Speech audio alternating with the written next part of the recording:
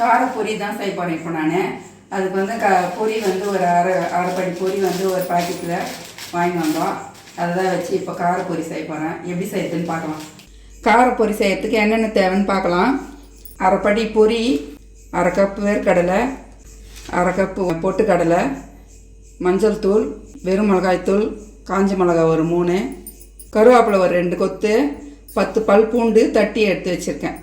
எப்படி செய்யுதுன்னு பார்க்கலாம். இப்போது காரப்பொரி செய்யறதுக்கு முதல்ல எண்ணெய் சேர்த்துக்கலாம். நான் கொஞ்சம் எண்ணெய் அதிகமாக தான் சேர்க்குறேன். வேர்க்கடலையும் பொட்டுக்கடலையும் முதல்ல வறுத்து எடுத்துக்க போகிறேன். இந்த வேர்க்கடலையை முதல்ல வறுத்து எடுத்துடலாம்.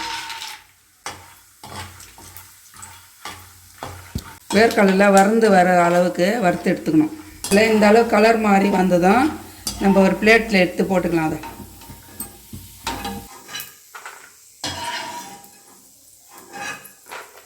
அதே எண்ணெயில் பொட்டுக்கடலையும் போட்டு வறுத்து எடுத்துக்கலாம்.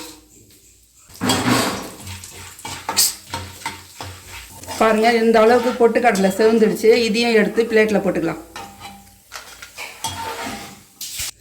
வேர்க்கடலையும் பொட்டுக்கடலையும் எடுத்தாச்சு. இப்போ வந்து இவ்வளோ எண்ணெய் தேவையில்லை. இதை வந்து கொஞ்சம் நான் எடுத்துடுறேன்.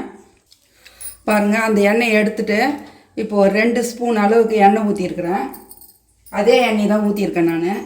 10 பல் பூண்டு வந்து லேசாக தான் தட்டி வச்சுருக்கேன் நான் தோலோட. அதை வந்து சேர்த்து வறுத்துக்கலாம். நல்லா செவந்து வரணும் பூண்டு, அதனோட மனம் அப்போ தான் நல்லா டேஸ்ட்டு நல்லாயிருக்கும். காஞ்சி மிளகாய் எடுத்து வச்சுருக்கிறதையும் சேர்த்துக்கலாம். சேர்த்து நல்லா செவந்து வரட்டும். 2 கொத்து கருவேப்பிலை எடுத்து வச்சுருக்கேன். அதையும் போட்டு நல்லா செவக்க வறுத்துக்கலாம். கருவேப்பிலை எண்ணெயில் நல்லா பொரிஞ்சு வரணும். பாருங்கள், இந்த அளவுக்கு பூண்டு, கருவேப்பிலை, காஞ்சி மிளகாலாம் செவந்துடுச்சு. இப்போ வந்து இந்த வேர்க்கடலையும் பொட்டுக்கடலையும் சேர்த்துடலாம். அதில் சேர்த்ததுக்கப்புறம் ஒரு அரை ஸ்பூன் மஞ்சள் தூள் சேர்த்துட்றேன். ஒரு சின்ன ஸ்பூனில் வெறும் மிளகாத்தூள் இந்த அளவுக்கு சேர்த்துடலாம். பொரியில் ஏற்கனவே உப்பு சேர்த்து வறுத்து வச்சுருப்பாங்க. அதனால் இந்த வேர்க்கடலைக்கும் பொட்டுக்கடலைக்கும் சேர்த்து இந்த அளவு உப்பு சேர்த்துக்கலாம். சேர்த்து நல்லா எண்ணெயில் ஒரு திருப்பி விட்டுக்கலாம். மிளகாத்தூளோட இந்த பச்சை வாசனை போகிற அளவுக்கு ஒரு நிமிஷம் திருப்பிக்கலாம். பொரி வந்து நான் பாக்கெட்லேருந்து எடுத்து கல் மண்ணெல்லாம் எதனா இருக்கும், அதனால் வந்து நான் பார்த்து எடுத்து வச்சுருக்கேன். அதை வந்து இப்போ நம்ம பொரி வந்து அந்த மசாலாவில் சேர்த்துடலாம்.